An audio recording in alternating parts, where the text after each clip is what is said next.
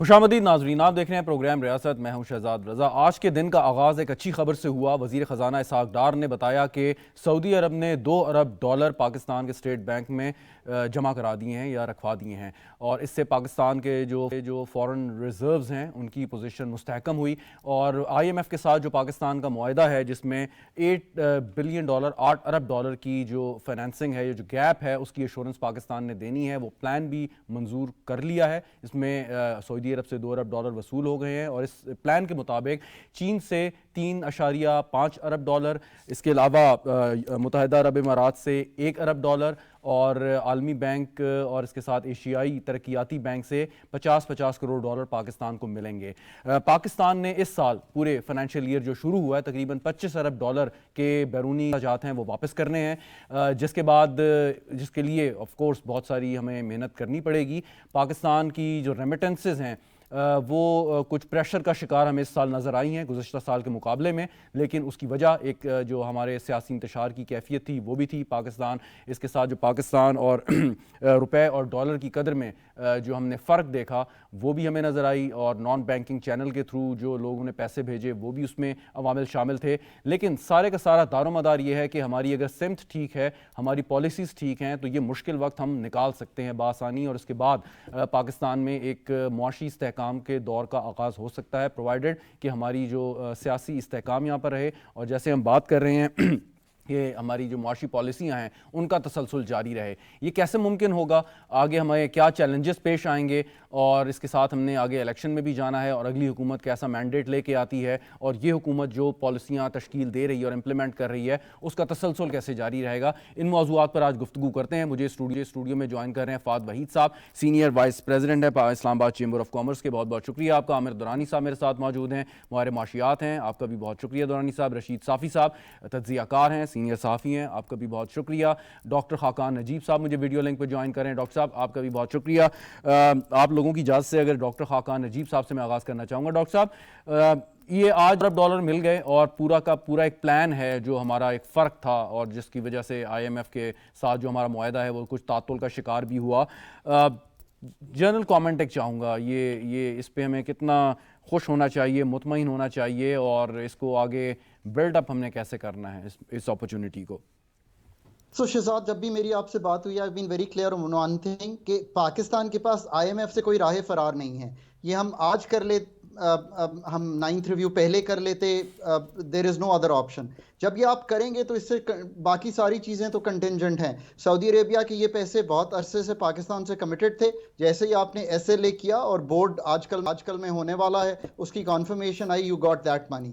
آپ کل دیکھیے CCC- سے فچ نے آپ کو CCC کر دیا۔ دی اونلی ریزن بینگ کہ وہ یہ بلیو کرتے ہیں کہ آپ اگر آئی ایم ایف کی امبریلا کے انڈر آ گئے ہیں تو اٹ از لائکلی کہ جو $23 سے $25 ارب جو آپ نے، جس میں رول اوورز بھی شامل ہیں اور نئی فائنینسنگ بھی شامل ہے، تو جسٹ ٹو بی کلیئر، کیونکہ آئی تھنک 10 ارب کی نئی فائنینسنگ ہے، 13 ارب کے رول اوورز ہیں، یہ آپ کر لیں گے اگین۔ سو آپ کا جو ڈیفالٹ کا رسک ہے وہ بہت حد تک I can even use the phrase eliminate ہو گیا ہے، as long as we stay with the I M F for the next 9 months۔ So پہلی تو یہ چیز ہے۔ اب آئی ایم ایف کے ساتھ کچھ چیزیں ابھی بھی میرا خیال ہے باقی ہیں، چاہے وہ بورڈ کے بعد کرنی ہو، جس میں گیس اور بجلی۔ اگین یہ آئی ایم ایف نے نہیں کہا، یہ ہمیں کہا ہے کس نے؟ یہ ہمیں کہا ہے نیپرا نے اور اوگرا نے کہ ہم نے ان کی قیمت چینج کرنی ہے، وداؤٹ اس میں جائے ہوئے کہ پاکستان کے کیا حالات ہیں ان سیکٹرز کے، پر آئی ایم ایف کہہ رہا ہے کہ یہ کر لیں۔ So all in all I think default risk remove ہو گیا ہے۔ یہ 9 مہینے ان کے ساتھ رہیں، اب باقی اپنے کام جو کرنے ہیں وہ کوئی ہمیں روک نہیں رہا۔ آئی تھنک دیٹ از دی تنازل جس میں اس وقت پاکستان کی اکانومی ہے۔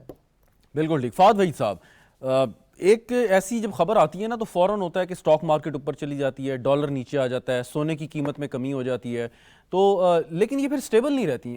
ٹرینڈ تو ہونا چاہیے کہ یہ چلتا رہے، 2 دن تک یہ سلسلہ قائم رہتا ہے، پھر بیک ٹو اسکوائر ون۔ یہ کیا چکر ہے، ذرا یہ سمجھائیں۔ دیکھیں بیسکلی تو اٹس آل اباؤٹ اسپیکولیشن۔ اب آپ کو بھی پتہ ہے کہ جیسی یہ نیوز آج چلی ہے تو مجھے پتہ چلا کہ سونے کی قیمت میں 3000 روپے کمی آئی ہے، تو اسپیکولیشن چلتی ہے، اگلے 1-2 دن اسپیکولیشنس آئیں گی، اور پھر یہ جب مارکیٹ سیٹلمنٹ لے گی اپنی اوریجنل پوزیشن میں، جب فری پوزیشن میں آئے گی تو automatically it will dye down, تو اور واپس ہم اسی لیول پہ آ جاتے ہیں جہاں پہ ہمارے ڈالر کا پریشر بڑھنا شروع ہو جاتا ہے۔ تو یہ تو ایک طے سی بات ہے، اور ہم نے ہسٹری میں بھی یہی دیکھا کہ انیشل اسپیکولیشن کے بعد یہ جو ڈائی ڈاؤن ہوتا ہے اس کا پورا ایفیکٹ اسپیکولیشن کا, تو وہ واپس مارکیٹ اپنی نارمل سرکمسٹانسز میں آتی ہے. خوش آئند بات یہ ہے کہ اب جو 2 ارب ڈالر جو اب آ گئے ہیں ہمارے پاس سعودی سے, اس سے اب جو کل اللہ ہو جائے گا اس سے کانفیڈنس بہتر ہو جائے گا ہمارے انویسٹرز کا. اور جیسے آپ نے دوسری بات کی کہ اسٹاک ایکسچینج کا اتار چڑھاؤ, تو ڈیفینیٹلی یہ تو مارکیٹس ہیں اسپیکولیشن بیسڈ, یہ تو آپس میں جب تک کوئی نیوز پھیلے گی نہیں, کوئی نئی نیوز آئے گی نہیں, تب تک یہ بائر اور سیلر بھی جو ہیں آپس میں میٹیگیٹ نہیں ہوتے اور کہیں بیٹھتے نہیں. Very right. آپ جیسے جو بڑے بزنس مین ہیں جن کا کام ہے امپورٹ اور ایکسپورٹ کا, ان کے لیے یہ کتنا خوش آئند ہوتا ہے کہ ہمارے پاس ڈالر جو ہیں وہ بڑی تعداد میں موجود ہیں, کیونکہ پچھلے دنوں ہم نے دیکھا ایل سیز کا بڑا مسئلہ تھا, آپ کا سامان پورٹ پہ تھا جو کہ ریلیز نہیں ہو رہا تھا. اب یہ کتنا آپ کے لیے بینیفیشیل ہے؟ ہمارے لیے تو یہ بہت خوش آئند بات ہوتی ہے. ریزن بینگ, اگر ہم اس کو انڈرسٹینڈ کریں تو پاکستان کو جو امپورٹ بل کور ہے نا وہ بہت بڑا ہے, اور مسئلہ یہ کہ we don't have enough exports. ہمیں اس چیز پہ کام کرنا ہے. ہم اتنے عرصے میں امپورٹ ڈپینڈنٹ ہوتے آئے ہیں, ہم امپورٹ کو سبسٹیٹیوٹ نہیں کرتے آئے ہیں. تو جب ہمارے پاس ڈالرز کم ہوں گے, ہمارے پاس ایل سیز نہیں ہوں گی, تو را مٹیریل نہیں ہوگا. جب را مٹیریل نہیں ہوگا تو سپلائی اینڈ ڈیمانڈ کا گیپ بڑھنا شروع ہو جائے گا, اور جب سپلائی اور ڈیمانڈ کا گیپ بڑھے گا تو پرائسز, انفلیشن, ہر چیز بڑھ جائے گی. آج دیکھیں نا, یہ پچھلے 1-1.5 سال کے اندر جو ہمیں سپلائی اور ڈیمانڈ کا گیپ بنا ہے, we are at 22% inflation rate. آج اگر 22% انفلیشن ہے, مزید گیپ بڑھے گا تو مزید مسائل ہوں گے. ہماری انڈسٹری جو امپورٹ بیسڈ ہے, جس طرح سریے کی انڈسٹری ہے, ہماری پام آئل کی انڈسٹری ہے, ہماری ڈفرینٹ پلاسٹک کی انڈسٹریز ہے, یہ تو ڈیپینڈنٹ ہے ہر چیز ڈالر پہ, اور ڈالر کی اویلیبلٹی نہیں ہے تو اٹس اے پرابلم. لیکن we have to at the same time understand کہ ہمیں ایکسپورٹس کس طرح بڑھانی ہے, کیونکہ ریمیٹنسز تو نہیں آ رہی ہیں ہماری اس طرح, اور نہ ہم اس طرح کام کر پا رہے ہیں.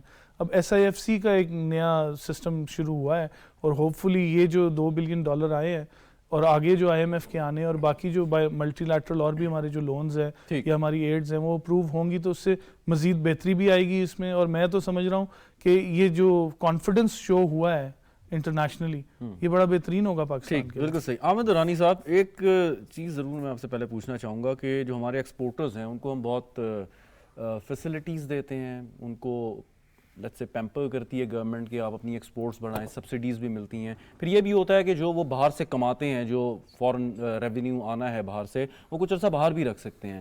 اس پہ کیا پالیسی چینجز آپ کے خیال میں ہونی چاہیے؟ دیکھیے, اس میں سب سے پہلے شہزاد شکریہ بلانے کا شو پہ. پہلی بات تو یہ کہ یہ امپورٹرز اور ایکسپورٹرز یہ ہمیشہ ایک گلوبل ویلیو چین کا حصہ ہوتے ہیں, ٹھیک ہے.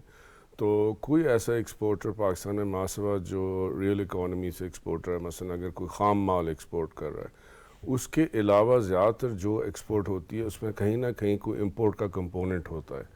یعنی آپ کو مثال طور پہ اگر آپ نے سیالکوٹ میں جیکٹیں بنا کے نیدرلینڈس کی پولیس کے لیے آپ نے ان کی وہ ساری کٹ تیار کرنی ہے, تو اس کے اندر ابھی بھی YKK کی زپ لگتی ہے مثال کے طور پہ. اس کا جو مٹیریل ہوتا ہے وہ پاکستان میں نہیں بنتا, تو وہ مٹیریل بھی آپ کو بھیجتے ہیں. اچھا, تو جب یہ چیزیں ایکسپورٹ ہوتی ہیں باہر, تو بہتر یہ ہوتا ہے جو یہ ہم نے سسٹم بنایا ہوا ہے کہ تھوڑی دیر آپ باہر رکھ سکتے ہیں وہ پیسہ 6 months to be exact. اس میں ایگزیکٹ مطلب وہ 6 month رکھے, 3 month رکھے, مطلب یہ اگر آپ میری ذاتی رائے پوچھیں, دیکھیے اس میں ہمارا بھی فائدہ ہے, ان کا بھی فائدہ ہے, کیونکہ وہیں سے وہ ڈیل کر کے as long as they can show کہ اس پیسے کو انہوں نے فردر امپورٹ اپنی ویلیو چین کے لیے استعمال کیا ہے, تو وہ ٹھیک ہے, کیونکہ وہ اپنی کاسٹ بڑھا رہے ہیں. ایک ٹرانزیکشن دیکھیے, مطلب آپ کے میرے لیے تو یہ ہے نا کہ ہم چھوٹے سے پیسے بھیجتے ہیں, کبھی $50 کی پڑتی ہے, ویسٹرن یونین سے بھیجتے ہیں $300 کی پڑتی ہے. تو وہ لوگ جو اتنی بڑی ٹرانزیکشنیں کر رہے ہوتے ہیں, وہاں سے ملٹیپل ایریا سے پروکیورمنٹ کر رہے ہوتے ہیں, کئی دفعہ ان کے لیے یہ کافی سہل ہوتا ہے کہ وہ باہری کے بینکوں سے یہ ٹرانزیکشنز کر لیں. کیونکہ امپورٹنٹ بات یہ نا کہ جب آپ پاکستان لے آتے ہیں فورن ایکسچینج, اور جب سے کرنسی کنٹرولز اور ان چیزوں سے ہم نے اپنے آپ کو ماورا کیا ہے, لیکن اس کے باوجود کچھ فارمز میں کرنسی کنٹرولز ہم نے ابھی بھی رکھے ہوئے. تو یہ جو ہے اس وجہ سے یہ اس کو کہنا کہ اس فیسلٹی کو بند کر دیں, میرا ذاتی خیال ہے کہ یہ کوئی اچھا قدم نہیں ہوگا. اور ایک چیز اور, ابھی فہد وحید صاحب بات کر رہے تھے کہ امپورٹ, اور جیسے انہوں نے کہا کہ, اور آپ نے بھی کہا کہ بہت ساری ہماری ایسی چیزیں ہیں کہ جس میں امپورٹ خام مال ہمیں چاہیے, چائے ہو گئی یا پام آئل کی انہوں نے بات کی. زیادہ کوشش ہمارے یہاں پہ جو مینوفیکچررز ہیں ان کی یہ کیوں نہیں ہوتی کہ جو وہ خام مال منگوا رہے ہیں وہ ایسی پروڈکٹ میں استعمال کریں کہ وہ ایکسپورٹ کی جا سکے, کیونکہ وہ تو لوکل اس کی کھپت زیادہ ہو جاتی ہے, جس کی وجہ سے آپ کا بل بھی بڑھتا ہے اور اس میں کوئی ڈالر بھی نہیں آتے آپ کے پاس. یہ سوچ کیوں نہیں ہے؟ میرا خیال ہے اس میں شہزاد ذرا ہمیں تھوڑا سا کیئرفل ہونا چاہیے. پہلی بات یہ ہے کہ کھپت یہاں پہ مثال طور پہ اگر آپ اشیاء خوردنی کی بات کرتے ہیں تو ہمارا یہ کنزمپشن ایڈ اکانومی ہے. ہم لوگوں کو جو چیزیں ہم نے مثال طور پہ ہم نے گھی سے سوئچ کیا ہے, یہ سارا ڈیمانڈ جو ہے نا, ڈیمانڈ کس طرف جا رہی ہے. مثال کے طور پہ میں آپ سے سیدھی سی بات کہتا ہوں کہ اگر ہم گندم اتنی اگا نہیں سکتے کہ ہمیں اس سال ہماری اپنی گندم کی کھپت پوری نہیں ہوتی, یعنی جتنی ہماری ڈیمانڈ ہے, تو کیا یہ ضروری نہیں کہ ہم اپنی ڈیمانڈ پیٹرن چینج کریں؟ پوری دنیا میں اس وقت گرینز جو ہیں گندم سے کہیں زیادہ caloric value in terms of calories جو ہیومن بینگ کو دیتے ہیں, اس سے روٹی بھی بن سکتی ہے. کیا یہ بہتر نہ ہو کہ ہم اپنی ڈیمانڈ کو ٹھیک کریں بجائے؟ ایک بات یہ ہوگی, یہ تو اشیاء خوردنی پہ. جہاں تک آپ کی بات ہے کہ وہ جو کنزیومرزم انٹرنلی ہو رہا ہے اس میں گاڑیوں کی صنعت کو ہم ایک طرف رکھ دیتے ہیں, لیکن اگر آپ ٹیکسٹائل کی صنعت کی طرف چلے جائیں یا آپ اپنی جو بھی ٹیکسٹائل یا کلودنگ پروڈکٹس, اگر میں جنرلی اس کو کیٹیگرائز کر دوں ایچ ایس کوڈ میں, تو وہاں پہ میرا ذاتی خیال ہے کہ جو ایکسپورٹرز کو اب کرنے کی ضرورت ہے کہ مثال کے طور پہ ہمیں کچھ ویلیو ایڈیشن, مثلا ویتنام میں یہ جو زپ پہلے وائکے کی ایک زمانے میں جاپان سے یا تائیوان سے آتی تھی, اب وہ ویتنام سے بھی آ رہی ہے. اس کا مطلب ہے کہ آپ نے ویلیو چین کو انورڈ موو کرنا شروع کیا ہے. ہمارا جو ایکسپورٹر ہے, اگر حکومت نے کوئی پالیسی بنانی بھی ہے تو اس کو یہ چاہیے کہ ایکسپورٹر کو ایسے انسینٹیوائز کرے کہ جتنی بھی ویلیو ایڈیشن پاکستان کے اندر کر سکتی ہے یا کر سکتا ہے وہ جو ہے اس کو انکریج کرے, نہ کہ خام خواہ کی مشکلات ان کے لیے کھڑی. Very right. رشید صافی صاحب, ابھی ذکر کیا وہ ہائی پاورڈ کاؤنسل جو اس وقت بنی ہے, اور یہ بھی کہا جا رہا ہے کہ اس میں چیف آف آرمی اسٹاف کا بھی ایک کردار ہے جو ہم نے یہ ایکسٹرنل فائنینسنگ حاصل کی ہے, تو اس پہ کرٹیسزم بھی ہوتی ہے. وہ کہتے ہیں جی کہ جس کا کام ہے اسی کو کرنا چاہیے, لیکن آپ سمجھتے ہیں کہ اب نارمل جو سچویشن ہے وہ اب نارمل سٹیپس بھی ڈیمانڈ کرتی ہے, اور اگر کہیں سے بھی پاکستان کا فائدہ ہو رہا ہے کسی بھی ادارے کے ذریعے تو وہ ضرور ہمیں حاصل کرنا چاہیے. شکریہ شہزاد. اصولی طور پر یہ اختلاف تو اپنی جگہ پہ ایک درست اختلاف ہے کہ جس کا کام اسی کو ساجے, لیکن آپ کی جو آرگومنٹ ہے اس کو بھی ڈینائی نہیں کر سکتے کہ کیا کریں. جو متعلقہ ادارے ہیں وہ ابھی تک اپنا کام ہی نہیں کر سکے. یہاں پہ ریسرچ سینٹرز قائم ہے ایگریکلچر کے شعبے میں, خیبر پختونخوا سے لے کر پنجاب اور سندھ میں ہر جگہ پہ قائم ہے. آپ نے کبھی ان کے ریسرچ ورک تو چھوڑے, کبھی ریسرچ پیپر بھی شاید آپ کی نظر سے اس طرح سے نہیں گزرے ہوں گے, اور جو ایگریکلچر سیکٹر میں کچھ نہ کچھ کرنے کے قابل ہو جاتا ہے تو ملٹی نیشنل کمپنیاں آ کے ان کو اٹھا لیتے. فار انسٹنٹ یہاں پہ میں ذاتی طور پر کئی ایگریکلچر سائنٹسٹ کو جانتا ہوں جنہوں نے سیڈز ڈیولپ کی ہے, جنہوں نے پیسٹیسائڈ کی جو ہے نئے فارمولے متعارف کیے ہیں, لیکن وہ بیٹھے ہیں نیدرلینڈ میں, آسٹریلیا میں اور جرمنی میں اور یورپین کنٹری میں, کیونکہ یہاں پہ آپ جانتے ہیں کہ 17 اور 18 گریڈ کے افسر کو گورنمنٹ آف پاکستان کیا دیتی ہیں. تو یہ چیزیں اگر آپ نے واقعی گرین ریولوشن لانا ہے تو اس کے لیے آپ کو مائنڈ سیٹ چینج کرنا ہوگا. ہمیں اس سیناریو سے بھی اپنے آپ کو نکالنا ہے کہ اگر ایک ادارے سے کام نہیں ہوتا اور دوسرا ادارہ ہمارے کام آتا ہے تو ہمیں اسے سپیس دینی ہوگی.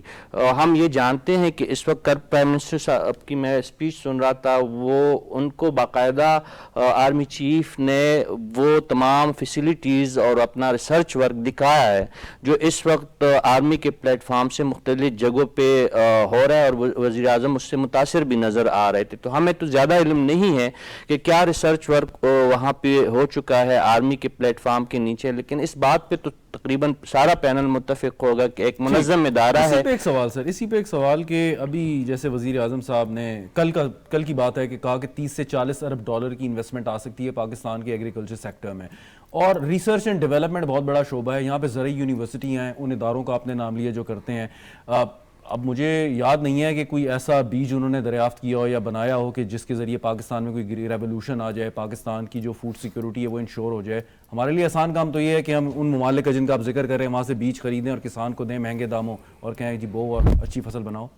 ایسا ہوا ہے پاکستان میں. دیکھیں ہماری عمر سے تھوڑے سے پہلے ہوا ہے, 60 سال پہلے ہوا ہے, 50 سال پہلے ہوا ہے. یہ جو گندم کی اس وقت جو ہائیبرڈ مختلف اقسام ہے یہ پاکستان ہی کی ایجاد کردہ, پاکستانی زرعی سائنسدانوں نے ان کو ایجاد کیا. جو سب سے مقبول بیج ہے گندم کا اس وقت پیر سباق کے نام سے, وہ نوشہرہ کے ایک چھوٹا سا ریسرچ سینٹر ہے, وہاں پہ یہ ڈیولپ ہوا ہے. اور پہلے زمانے میں جو زرعی شعبے سے وابستہ لوگ ہیں آپ کو بتا سکتے ہیں کہ 5 5 فٹ کے گندم ہوتے اور اتنا اس کا خوشہ ہوتا. اب 2-2 فٹ کا گندم ہوتا ہے اور اس کا تقریباً 6-7 انچ کا خوشہ ہوتا ہے اور اس میں کافی سارا جو گرین ہے وہ اس کی مقدار زیادہ ہے. تو ایسی بات نہیں ہے. اسی طرح کماد کے فصل میں بھی پاکستان نے بہت زیادہ, لیکن کماد کے بارے میں یہ بات کہی جا رہی کہ یہ ایک عیاشی ہے, کیونکہ ہمارے پاس پانی کی کمی ہے, اور جو پانی ہے اس کے لیے ہمارے پاس صحیح اریگیشن سسٹم نہیں ہے, نہ ہم ڈرپ اریگیشن کو جانتے ہیں, نہ ہم جو ہمارا آلریڈی ایگزسٹنگ جو ہمارا جو اپاشی کا نظام ہے وہ آپ کے سیلاب جو ہے ہر 3 مہینے بعد وہ بل سے وہ بھر جاتے ہیں, آپ کا سارا پانی ضائع ہو جاتا ہے. یا جو آپ کا میدانی علاقے ہیں, انٹیریئر سندھ ہے, آپ کا پنجاب ہے, وہاں پہ جا کے فصلوں میں آنسر ہے ان باتوں کا. ویسے سوری کارپوریٹ فارمنگ جو ہے جس کی بات ہوئی ہے, آپ سمجھتے ہیں کہ اس کا حل ہے؟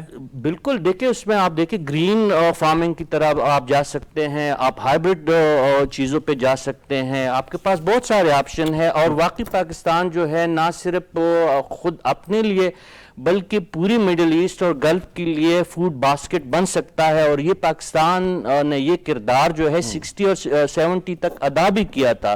جو آپ کا گلف کنٹریز تھی, آپ کے کئی چیزوں پہ ان کا انحصار تھا. یہاں سے بہت ساری جو ہے غذائی اجناس ہم وہاں پہ بھجواتے رہے ہیں.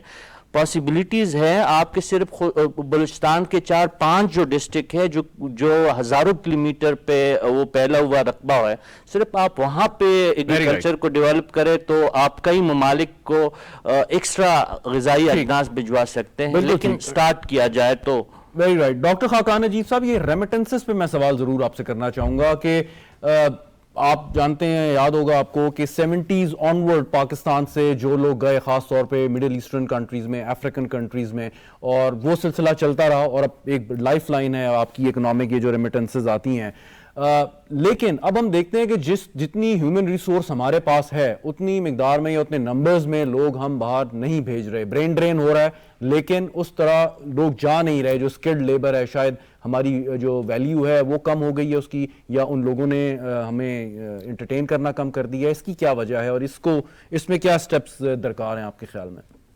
ایک تو یہ کہ میرا ویو یہ ہے کہ اب برین ڈرین کافی ہو رہا ہے, یہ تو ہمیں ماننا پڑے گا. مطلب اگر پچھلے 12 ماہ میں اگر کوئی 10 لاکھ لوگ گئے ہیں تو certainly there is a brain drain. تو ہمیں اس کو دوسری نگاہ سے بھی دیکھنا چاہیے ضرور. ایک تو یہ بات. دوسری یہ بات ہے کہ جو $4 ارب شہزاد کم ہوئے ہیں نا, اس کا یہ مطلب نہیں ہے کہ ضروری کہ یہ پیسے پاکستان نہیں آئے.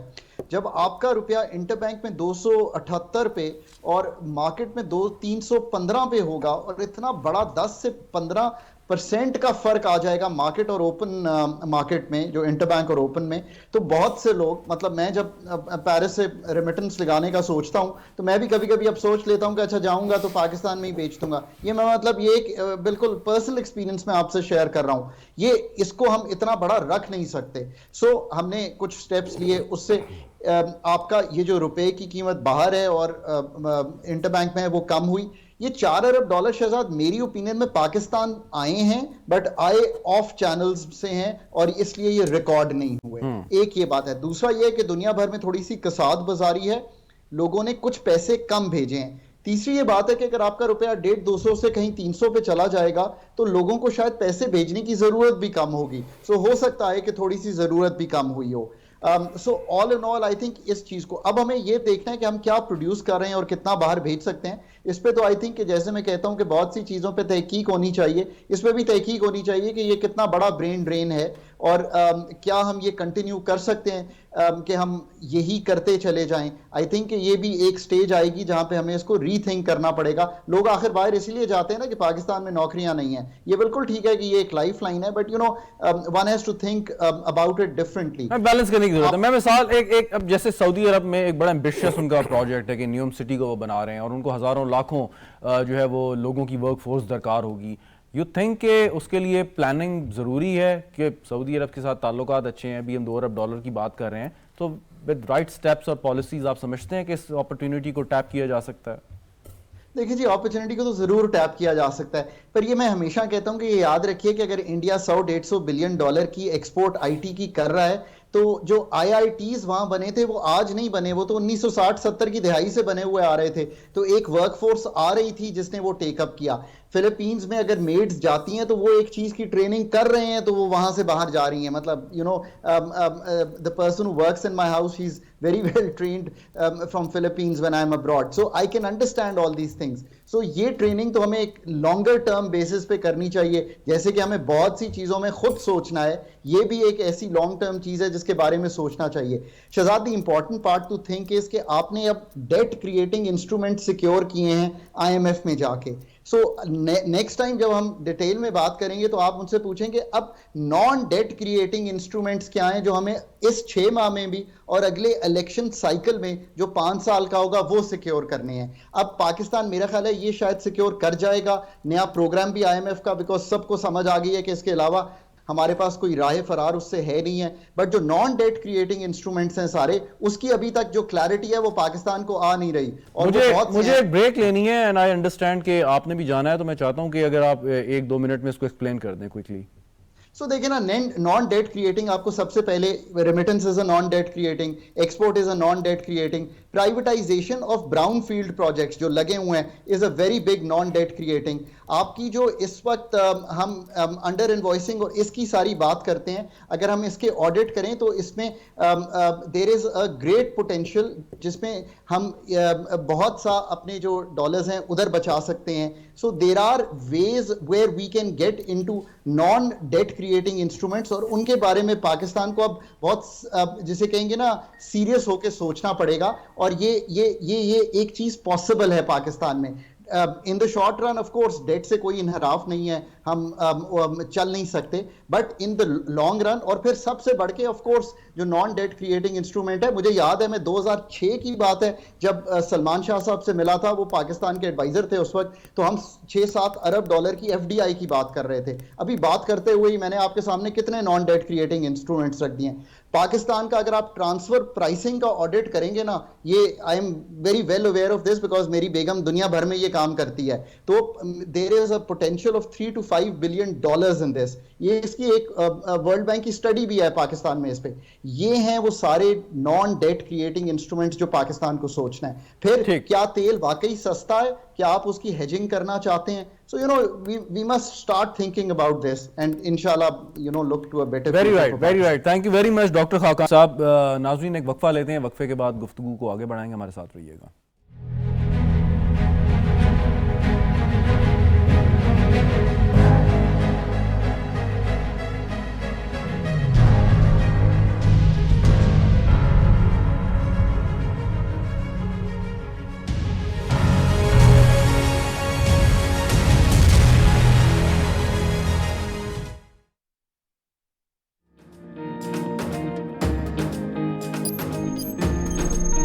یہ تباہی ہمارے نوجوانوں کا مقدر نہیں, میرے نوجوانوں کا مقدر ہے تعلیم, تحقیق اور تخلیق.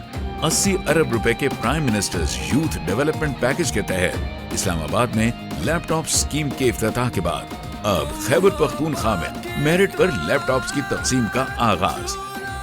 آپ کے لیے لیپ ٹاپس مشین ہوگی, میرے لیے مشن ہے. تو آگے بڑھو نوجوان, چھو لو آسمان.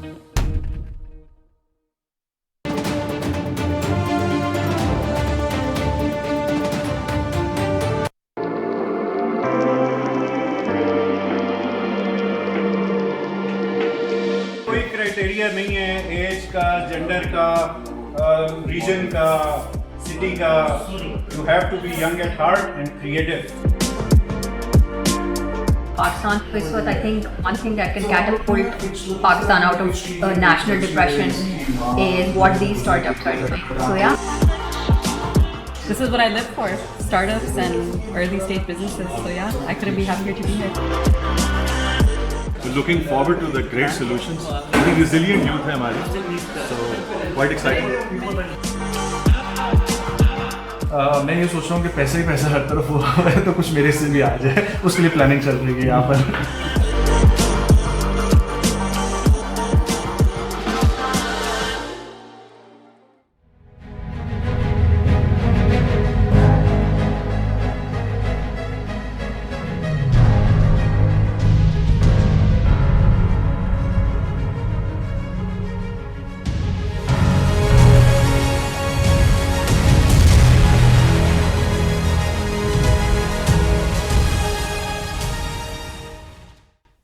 پروگرام میں ایک بار پھر خوش آمدید ناظرین. بات کر رہے ہیں پاکستان کی معیشت کی. ہمارے ساتھ موجود ہیں فہد وحید صاحب, عامر دورانی صاحب, رشید صافی صاحب.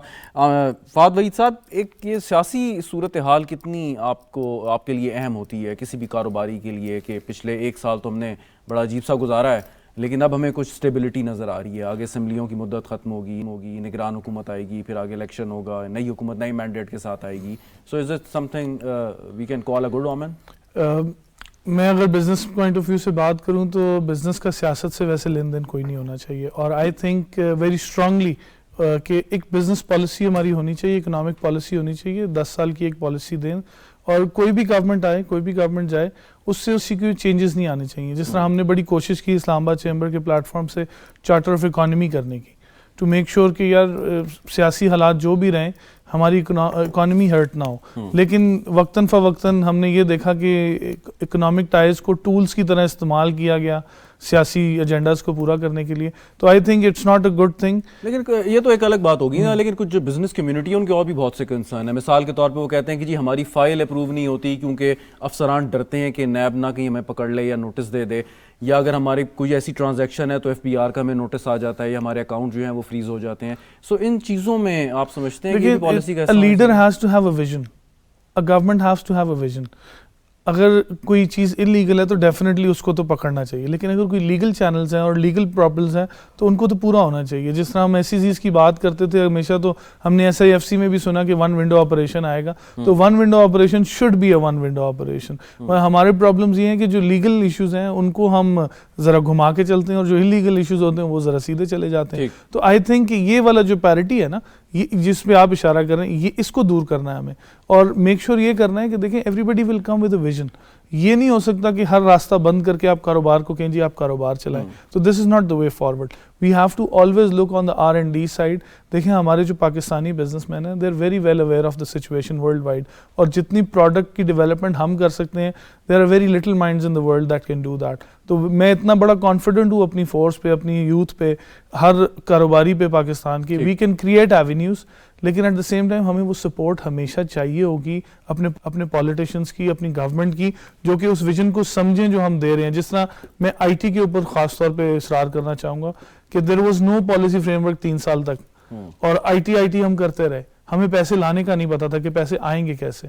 تو ہمیں اس کو فیسیلیٹیٹ کرنا چاہیے تھا نا, کیونکہ یہ وہ جگہ ہے جس میں بڑی کم انویسٹمنٹ میں بہت زیادہ ڈالرز آ سکتے ہیں. تو وائی ناٹ فیسیلیٹیٹ دوز. ہمیں ان کو فیسیلیٹیٹ کرنا چاہیے, بجائے اس کے کہ ہم سوچیں کہ نہیں جی فلاں گورنمنٹ آئے گی یا فلاں بندہ آئے گا تو یہ کرے گا. We really have to keep up with the market. Very right. Durrani صاحب یہ بات کر رہے تھے, اور کہ ہماری اکانومی, ڈاکومنٹیشن کی اکانومی کی بہت بات ہوتی ہے, لیکن اکانومی کا ہمارے بہت بڑا حصہ ایک جو ہے وہ گرے ایریا میں جو ہے وہ ورک کر رہا ہوتا ہے. تو آپ سمجھتے ہیں کہ بالکل آپ سسٹمز کو ان پلیس کر کے اگر لوگوں کو سمجھ نہیں ہے ان کو اس دھارے کے اندر لانے کی کوشش کریں تو یہ کیسے کیوں کر ممکن ہوگا؟ ہمیں باہر کی مثالیں دی جاتی ہیں کہ جتنے بڑے ممالک ہیں, بڑی معیشتیں ہیں, انہوں نے گرے اکانومی کے ذریعے ترقی کی, پھر بتدریج آہستہ آہستہ انہوں نے اپنے آپ کو جو ہے وہ سسٹم کے اندر لے کے آئے.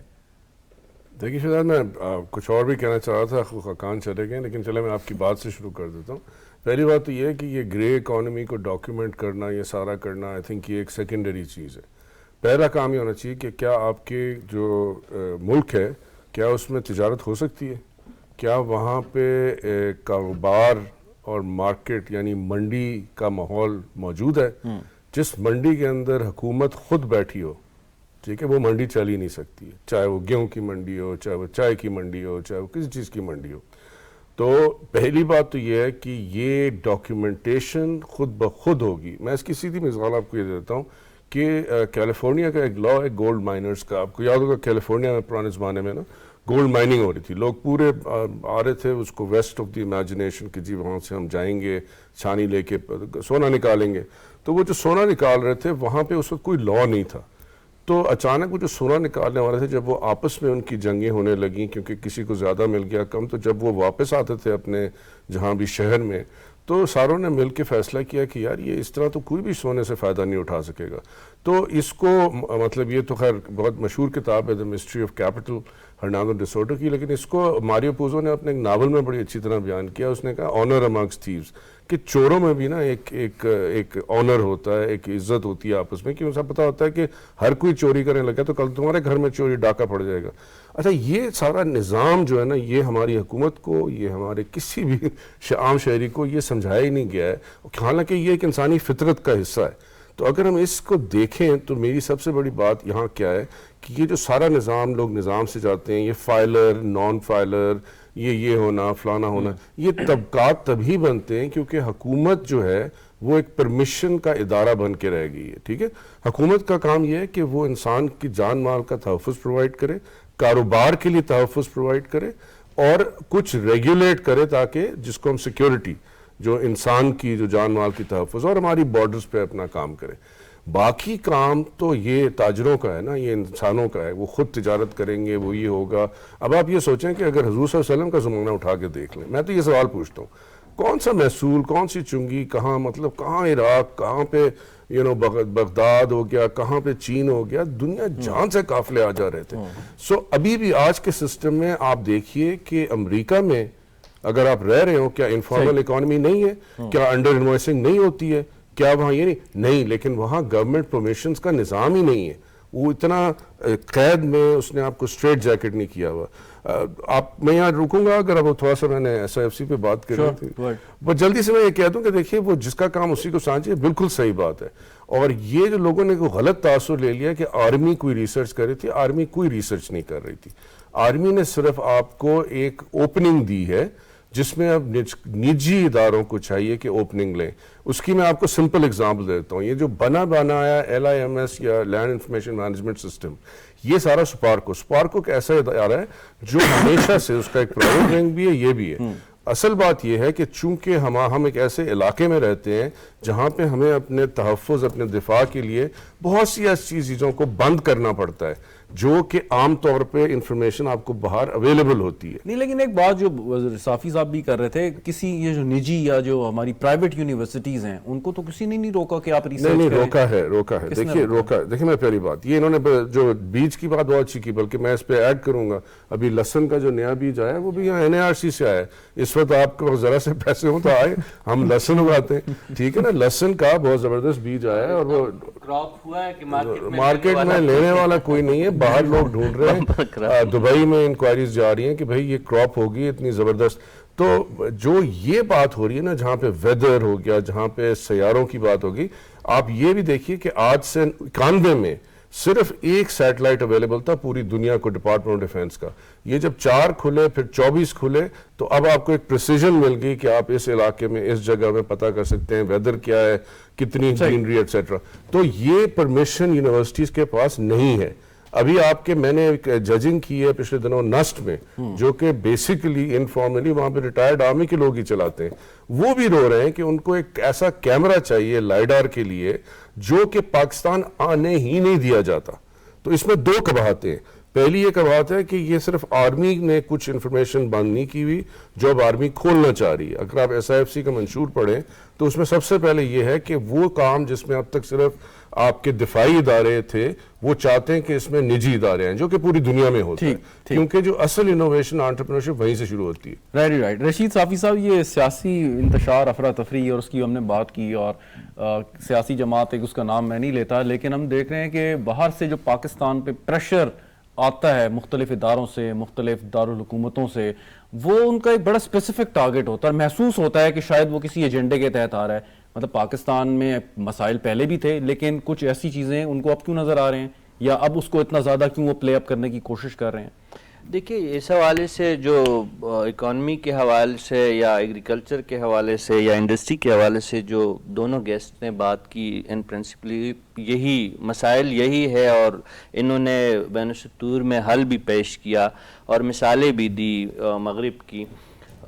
मसला पाकिस्तान का जो इस वक्त सबसे ज़्यादा जो मसला है वो सियासी अदम इस्तेहकाम का भी एक मसला है, जहाँ पे आपका उन ममालिक में ये मसले नहीं है। आप जाएं, इन्वेस्टमेंट स्टार्ट करें, आपको ये डर नहीं है कल की हुकूमत आएगी तो आपका पैसा डूब जाएगा। यहाँ पे सरमायाकार کیوں کرائے گا؟ جو اپنا سرمایہ کار ہے اپنا سرمایہ باہر نکالنے کے سوچوں میں رہتا ہے کہ کہاں پہ وہ لے کے جائے، بنگلہ دیش لے کے جائے، مڈل ایسٹ لے کے جائے، EU لے جائے، US لے جائے، وہ تو ایک اپنی جگہ. لیکن یہ جو سچویشن بنی ہے عدم استحکام کی اور یہاں پاکستان کی جو معاشی مسائل ہے، اس کو میں تھوڑا سا براڈلی دیکھتا ہوں، اور اس کو چین اور امریکہ کی جو ایک کشمکش ہے عالمی قوت بننے اور ختم ہونے اور نئی قوت آنے کی جو ایک لڑائی ہے، اس میں پاکستان کو بھی ڈالتا ہوں، اور پاکستان کے جو معاشی اور سیاسی مسائل ہے اس سے ان کا کہیں نہ کہیں کنیکشن ضرور بن جاتا ہے. جو ماضی کی حکومت ہے، اب دیکھیں احسن اقبال صاحب جو اس حکومت کے ایک اہم وزیر ہے، اور انہوں نے ایک ٹی وی پہ آ کے کہا کہ چین کی حکومت نہیں چاہتی کہ ایک خاص پارٹی کی حکومت دوبارہ پاکستان میں آئے، اور چینی ایمبیسی نے بھی آج تک میرے علم میں تو یہ بات نہیں کہ اس بات کی کوئی یا تصدیق یا تردید کی ہو. تو یہ بہت بڑی بات ہے. اگر چین آپ کے سیاست کو اتنی قریب سے دیکھ رہے تو ظاہر یہ ہے کہ امریکہ بھی اس چیز کو آبزرو کر رہا ہوگا. یہ ساری جو ہمارے اپنے ریسورسز نہیں ہے، ہماری ڈپینڈنسی جو ہے ان ممالک پہ ہے، یا ان ممالک کے زیر اثر جو عالمی ادارے ہیں، IMF، world bank, Asian development bank. انہوں نے کیا کیا ایسا ویسے جن کی طرف آپ اشارہ کر رہے ہیں کہ چین یہ کہنے پہ یہ اس بات کی تردید نہ کرنے پہ مجبور ہو گیا جو احسن اقبال صاحب نے بات کی؟ کیا کیا؟ دیکھیں وہ تو سب سے بڑی جو انہوں نے احسن اقبال صاحب کی زبانی ہمیں جو پتہ چلا یا انہوں نے جو بات کی، وہ تو یہی کہہ رہے تھے کہ سی پیک کے حوالے سے یا بیلٹ اینڈ روڈ انیشیٹو جو چائنیز کے لیے ایک اہم پروجیکٹ ہے، اس میں اس وقت کی حکومت نے رکاوٹ ڈالی، اور اس کے شواہد ہے. بحیثیت صحافی آپ بھی جانتے ہیں کہ کون سی حکومت تھی جس کے وزران نے سٹنگ وزران نے آ کے چینیوں کو یہاں پہ بدنام کیا. کچھ مسائل ضرور ہوئے ہوں گے وہاں. اس وقت کے وزیر داخلہ نے باقاعدہ مہم چلائی، چائنیز کو گرفتار کیا، چائنیز کے بارے میں کہا کہ یہ پاکستانی لڑکی اور پاکستانی شہریوں کو لے جا کے ان کے دل گردے نکال کے بیچتے ہیں. یہ پروپیگنڈا کس نے کیا؟ پھر ککس بیکس کی بات کس نے کی؟ رزاق داؤد صاحب کی بات جو ہے وہ آن دا ریکارڈ ہے. جو آپ نے اسپیشل آڈٹ جو کروائی چائنیز کمپنی کے، وہ کس حکومت میں ہوئی؟ آپ کی ڈپینڈنسی بھی اس حکومت پہ ہے، یعنی اس ملک پہ ہے. وزیر اعظم صاحب تسلیم کرتے ہیں کہ IMF کے نہ آنے کا جو دورانیہ ہم نے جو گزارا ہے، جو سخت وقت گزارا ہے، وہ چینی مدد کے ذریعے ہم نے گزارا. کچھ اناؤنسڈ مدد کی گئی ہے، کچھ ان اناؤنسڈ. ایک چیز اور، یہ جو آپ باہر ایکسٹرنل فیکٹر کی بات کر رہے ہیں نا، شاید میری نظر سے پہلی دفعہ گزرا ہے، آپ نے شاید پہلے پڑھا ہو تو میں کچھ کہہ نہیں سکتا، کہ پہلی بار اسرائیلی حکومت کے ایک ترجمان نے پاکستان کو تنقید کا نشانہ بنایا ہے انسانی حقوق کے حوالے سے. اس میں نہیں جانا چاہتا کہ اسرائیل فلسطینیوں کے ساتھ کیا کر رہا ہے، لیکن پاکستان کو لیکچر دینا اس سارے کانٹیکسٹ میں، تو اس سے تو میں یہی سمجھ آتی ہے کہ شاید کوئی سیاسی ماحول ایسا ہے یا کسی خاص طرف وہ اشارہ کرنا چاہتے ہیں یا کسی خاص جماعت کو دیکھتے ہوئے وہ پاکستان کے اوپر تنقید یا پریشر بڑھا رہے ہیں. پہلی دفعہ تو نہیں ہوا. بینجامن نیتن یاہو نے کئی دفعہ پاکستان پہ تنقید کی، انڈیا میں جا کی تنقید کی، کشمیر کے حوالے سے تنقید کی، UNO کے پلیٹ فارم پہ تنقید کی، اور 2020 میں بھی ہوا ہے، 2021 میں بھی ہوا. شاید جو یہ میری کوئی اطلاع نہیں ہے، لیکن میرا ایک اندازہ ہے کہ پچھلی حکومت میں کچھ پینگے بڑھانے کی جو بات ہوئی تھی، جو آن آفیشل جو ایک ڈیلیگیشن کو بھجوایا گیا تھا، پھر اس کی جو ہے سرکاری سطح پہ اس کی جو اونرشپ نہیں لی گئی، اور آل آف سڈن آپ جانتے کہ کچھ پاکستانی شہری جنہوں نے وزٹ کیا تھا ریسنٹلی اسرائیل کا، ان کی اریسٹ عمل میں آئی ہے، اور اس حوالے سے بھی اسرائیل کو یہ بات شاید بری لگی ہوگی. دوسرا، وہ ہمیشہ سے آپ جانتے ہیں کہ امریکہ اور بھارت کے انفلوئنس پہ اسرائیل رہتا ہے، اور انہی کے انفلوئنس کے تحت ان کے بیانات آتے رہتے ہیں. تو پاکستان میں جو اسٹیبلٹی کی ایک جو ہم ڈسکس کر رہے ہیں کہ ہم ڈیفالٹ سے بچ گئے ہیں، اور ہم یہ توقع لگائے بیٹھے ہیں کہ آنے والے دن شاید پاکستان کی اکانومی کے لیے بہتر ہو. جو ایگریکلچر سیکٹر میں جو $40 ارب کی بات ہو رہی ہے، تو یہ باتیں انڈیا اور اسرائیل جیسے ممالک کو ناگوار گزرتی ہے، اور پاکستان کو ڈیفیم کرنے کا. کچھ ایڈ کرنا چاہ رہے ہیں پہ سوال کرتا ہوں آپ عامر دانی صاحب. جی میں مطلب اس پہ مجھے یاد آ گیا کہ وہ سیاست اور کاروبار کا آپ نے پوچھا تھا نا، یہاں پہ یہ جو انہوں نے بات کی میں اس سے اتفاق بھی بھی کرتا ہوں کہ ہمیں اسرائیل کا بیان ایک سیاست کے پس منظر میں لینا چاہیے, تجارت کے یا کاروبار کے پس منظر میں لینا چاہیے, کیونکہ اسرائیل کاروبار میں ہمارے ساتھ ٹریڈ بھی کر رہا ہے اس وقت انڈائریکٹلی. ہمارے پاس کافی ٹیوبنگ آتی ہے جو کہ انڈائریکٹلی اور اوریجنیٹ ہو کے آتی ہے, اور اسرائیل کو پتہ ہے. اچھا, تو ہمارے ملک کے اندر ہم سیاست اور تجارت کو ہم الگ کرنے سے ذرا قاصر ہیں.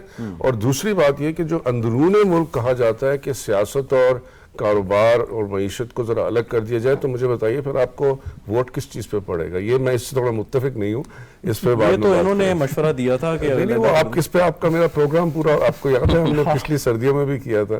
اس پہ کچھ کہنا چاہیں گے؟ اس پہ تو دیکھیں بات بڑی سمپل ہے. when someone comes on the TV اور وہ شو ڈال دیتا ہے کہ ڈیفالٹ ہونے والے ہیں اور ہم ہو چکے ہیں اور بتایا نہیں جا رہا ہے, تو اسپیکولیٹو مارکیٹ ہے, we are a very fragile market. ہمارے تو ایک چھوٹی سی افواہ جو ہے نا ہمارے ڈالر میں 10 روپے کا فرق لے آتی ہے, اور جو امپورٹ بل ہمارا اتنا بڑا ہوتا ہے وہ آٹومیٹکلی انویسٹمنٹ بڑھا دیتا ہے. تو یہ تو وہ جگہیں ہوتی ہیں جو بڑی سینسٹیو ہیں ہماری, یا تو ہم بڑے اسٹیبل ہوں, ہمارے ڈالر کو فرق نہ پڑے, ہماری اکانومی کو فرق نہ پڑے, ہمارا اسٹاک ایکسچینج پلس مائنس نہ ہو. ہماری تو ایک چھوٹی سی افواہ ہمارا اسٹاک ایکسچینج کریش پہ لے جاتی ہے, ہمارا US ڈالر 15 روپے کی پیرٹی پہ چلا جاتا ہے, ہماری اوپن مارکیٹ اور ہمارے انٹر بینک میں فرق آ جاتا ہے. تو یہ بہت بڑی ایک مسائل بن جاتے ہیں. اس طرح speculation it's not an easy job in Pakistan. چلیں, حکومت کے مسائل اپنی جگہ, حکومت آپ کی ایکسپیکٹیشن پہ پورا نہیں اتر رہی, وہ اپنی جگہ پہ. آپ ایک ینگ انٹرپرینور ہیں, جو پاکستان میں سٹارٹ اپس ہوتے ہیں, کچھ ابھی ہوئے پچھلے دنوں اور انہوں نے کئی $ملین بھی انہوں نے فیچ کیا باہر سے, ان کی تعداد اتنی کم کیوں ہے؟ کیا وجہ ہے کہ یہاں پہ کوئی ایسا انوویٹو آئیڈیا نہیں آتا؟ مطلب ساتھ میں بھارت میں دیکھ لیں, وہاں پہ لا تعداد ہمیں اس طرح کی مثالیں ملتی ہیں. یہاں پہ کیا آپ کہتے ہیں ٹیلنٹ کی بھی کوئی کمی نہیں ہے, لوگ بھی بڑے زبردست. انوائرمنٹ بہت ضروری ہوتا ہے, کنڈیوسو انوائرمنٹ ہونا بڑا ضروری ہے, انیبلنگ ہونا بہت ضروری ہے. دیکھیں اگر ہم اپنے پڑوسی ملکوں کی بات کریں نا, تو ان کی منسٹری آف HR ڈیولپ ہوئی تھی 60s میں. ہماری ministry of HR, I am sorry to say but it doesn't seem anywhere. ہم نے کوئی پروڈکٹ ڈیولپمنٹ نہیں کی, انسان کی ڈیولپمنٹ میں ہم نے کوئی انویسٹمنٹ نہیں کی. ہم نے انویسٹمنٹ کی تو باقی سارے شعبوں میں, لیکن ہم نے اپنے لوگوں کے اوپر انویسٹمنٹ نہیں کی. اب جو آج ایک سیشن ہم نے سنا, لیپ ٹاپ اسکیم جو آج پھر انٹروڈیوس ہوئی اس حکومت میں, یہ ایک اچھی چیز ہے کہ لیپ ٹاپس یہ دیتے ہیں, تو انہی لیپ ٹاپس کے ذریعے میں ہوپ کر رہا ہوں کہ یہ اسٹارٹ اپس بڑھیں گے, اور یہ ان لیپ ٹاپ سے بھی کافی اسٹارٹ اپس بنے ہیں. And I have seen them personally. دیکھیں اس وقت ہزاروں لاکھوں طلبہ اور طالبات جو ہیں وہ بڑی زبردست پرائیویٹ یونیورسٹیز میں پڑھ رہے ہیں, اور ان کا جو ایک اسکل سیٹ ہے یا جو ان کا سوچنے کا انداز ہے وہ مختلف ہے کہ ان لوگوں سے, کہ ہم جیسے جو لائن لوگ ہیں وہاں سے یہ چیزیں ہمیں کیوں نہیں نظر آتی؟ ان میں تو ماحول زبردست ہے, پیسے بھی بہت دیتے ہیں, فیسیں بھی دیتے ہیں, فریڈم بھی ہے, سوچنے سمجھنے کی. وہ فیسیں اپنے کالج کو دیتے ہیں, اپنی یونیورسٹی کو دیتے ہیں, جب وہ ریئل لائف اسٹرکچر میں آتے ہیں اور جب پہلی دفعہ ان کو جا کے اپنی کمپنی رجسٹر کرنی پڑتی ہے, اور جب پہلے سال وہ FBR کی ٹیکس ریٹرن بھرتے ہیں, تو وہیں پر ان کا morale جو ہے نا وہ ڈاؤن ہو جاتا ہے. آپ کو کیا مشورہ ہوگا ویسے ینگ لوگوں؟ میرا تو مشورہ سمپل ہے, گورنمنٹ کو بھی اور لوگوں کو بھی ایک ہی مشورہ ہوگا. دیکھیں we have to make things easier. ہمیں ایز آف ڈوئنگ بزنس پہ کام کرنا ہے, ہمیں ٹیز آف بزنس ڈوئنگ پہ نہیں کرنا, ہمیں ایز آف بزنس پہ کرنا ہے. گورنمنٹ اپنے ایوینیوز تھوڑے آسان کرے, گورنمنٹ اپنے ٹیکس فائلنگ کے ریکارڈز کو آسان کرے. میری یہی پروپوزل بجٹ میں بھی رہی, ڈار صاحب سے بھی ملاقات میں یہی رہی کہ ہمیں اپنی ٹیکس فائلنگ کو آسان کرنا ہے اور تھوڑا سا انوائرمنٹ کو انیبلنگ کرنا ہے, ویلکمنگ کرنا ہے. Very right. یور ٹیک آن دس عامر صاحب. جی, میرا زیادہ خیال یہ ہے کہ یہ جو جتنے لوگ یونیورسٹیز اور یہ جو ایز آف ڈوئنگ بزنس کی بات کر رہے ہیں, 34 خاندان ڈائریکٹلی یا انڈائریکٹلی ہماری اسٹاک ایکسچینج کو اون کرتے ہیں. تو اگر یہ اسٹاک ایکسچینج گر کے بیٹھ کے تباہ بھی ہو جائے تو آپ کے خیال میں آپ کی زندگی میں کوئی فرق پڑے گا سوائے اس کے کہ ہوتا کوئی چند ایک MNCs جو لسٹڈ ہیں یا سیمنٹ کی کمپنیاں ہیں, اس پہ اب مذاق ہی رہ گیا ہے. انہوں نے بات بالکل صحیح کی, اتنی سی تو ہماری چھوٹی سی تو مارکیٹ ہے, اب وہ چھوٹی سی مارکیٹ ہے, وہ اوپر نیچے ہو کے اس سے ہمیں کوئی فرق نہیں پڑتا. میرے خیال میں جو سب سے امپورٹنٹ چیز یہاں پہ ہم نے جو انہوں نے بات کی ہے کہ جو لوگ, میں پھر دوبارہ سے کہتا ہوں کہ جو لوگ حکومت کو ہر کام کے اندر مداخلت نہیں کرنی چاہیے, اور مجھے یہ ہمیشہ سے اس حکومت کا جو آتا پھر جو PMLN کے لوگ آتے ہیں ان کا کم از کم منشور یہ مجھے نظر آتا ہے کہ وہ چونکہ خود کاروباری لوگ ہیں تو وہ کوشش یہ کرتے ہیں کہ کاروبار کرنے کی کے اندر سہولت ڈالیں. ٹھیک. فائنل کوسچن رشید صافی صاحب, آگے الیکشن ہے اور ہر سیاسی جماعت اپنا منشور پیش کرے گی اور عوام سے ووٹ مانگے گی. آپ کے خیال میں اس دفعہ لوگوں کو کیا سوچ کے اپنا ووٹ دینا چاہیے؟ ایک تو یہ ہے کہ یہ جماعت بڑی صاف ستھری ہے، ایماندار ہے، ٹھیک ہو گیا، لیکن یہ جو معیشت کا یا یہ پالیسیوں کا جو عنصر ہے، کیا یہ فیکٹر بہت اہم نہیں ہوگا؟ اور لوگوں کو سوچنا چاہیے کہ معیشت کو کون سی جماعت یا کون سی حکومت ریوائیو کر سکتی ہے، چاہے کوئی بھی ہو؟ دیکھیے شہزاد کہ آپ کو یہ خوش فہمی ہے کہ ہم سوچ سمجھ کے ووٹ دیتے ہیں. یہاں پہ جو اکثریت ووٹ کاسٹ ہوتی ہے، ذات، برادری، کنبہ، روڈ، تانہ، کچہری، اس پہ ووٹ پڑتا ہے. یہ باقی جو ہم بہت پرمغز گفتگو جو درانی صاحب نے فرمائی اور فہد صاحب نے جو فرمائی، ان چیزوں کی طرف لوگوں کی توجہ نہیں جاتی. یہ ساری چیزیں چاہوں گا کہ آپ ایجوکیٹ کریں، کچھ چینل کے ذریعے ایجوکیٹ کریں لوگوں کو. کچھ پرسنٹیج تو ہو سکتی ہے، ہونا تو یہی چاہیے جو آپ کا کوشچن ہے کہ لوگ سوچ سمجھ کے. اور اس وقت جو ہمارا سب سے بڑا مسئلہ ہے معیشت کا ہے، امن و امان کا ہے اور سیاسی استحکام کا ہے، اس کے لیے کام کرنا چاہیے. اور میں وہ فہد صاحب نے بہت اہم بات کہی کہ سرمایہ کاری اور معیشت کی بہتری تب ہی ہوگی جس کے لیے آپ کی لیڈرشپ پہل کرے. آپ کا ایک سابق وزیر اعظم خود بیٹھ کے کہہ رہا ہے کہ آپ کا ملک ڈیفالٹ ہو رہا ہے اور آپ کا ملک سری لنکا بننے جا رہا ہے. یہ آپ ایک چھوٹے سے بینک کا اگر سی او یہ کہا ہے کہ میرا بینک ڈوبنے والا ہے، تو ہم سب جن کا بھی اکاؤنٹ ہوگا دوڑ کے اکاؤنٹ سے پیسے نکالیں گے. تو پورے ملک کی وہ بات کر رہے ہیں. بالکل صحیح. تو ایسی لیڈرشپ ہونی چاہیے جو اون کرے اور وہ لوگوں کو بھی یقین دلوائے اور وہ انویسٹر کو بھی حوصلہ دے اور یقین دلائے کہ آپ کا پیسہ نہیں ڈوبے گا. جی میں تو اس پہ ایک ہی کمنٹ کرنا چاہوں گا. اور جو آپ نے منشور کی بات کی، تو سیاسی منشور اس بار لوگوں کو نہیں سننا چاہیے. اس بار ہر ایک کو ڈیمانڈ یہ کرنی چاہیے اپنا اکنامک منشور دے دیں کہ آپ ڈالر کے ساتھ یہ کریں گے، آپ انویسٹمنٹس اتنی لائیں گے، آپ یہ ماحول دیں گے، اتنی انیبلنگ انوائرمنٹ کریں گے کاروبار کے لیے، یا اس ٹیکس کلیکشن پہ کام کریں گے. درانی صاحب، آپ کیا اس جماعت کو ووٹ دیں گے جس کے منشور میں یا جو وہ سیاسی پروگرام دیں گے الیکشن سے پہلے اس میں معیشت کے بارے میں اچھی باتیں ہوں گی؟ جی میں ان کا معاشی پلان ضرور دیکھوں گا، لیکن میں ان کا فلاحی پلان، یعنی کہ وہ ہمارا جو بیسک آئین ہے اور جو ہمارا دستور حکومت ہے، جو سب سے زیادہ اس کے اندر چینجز لا کے فعال بنائے گا، ٹھیک ہے، اس کو میں ووٹ ڈالوں. بہت شکریہ فہد وحید صاحب آپ کا، عامر درانی صاحب، رشید صافی صاحب ہمارے ساتھ آپ پروگرام میں موجود تھے. ناظرین آپ نے سنی پروگرام دیکھنے کا شکریہ، اجازت دیجیے، خدا حافظ.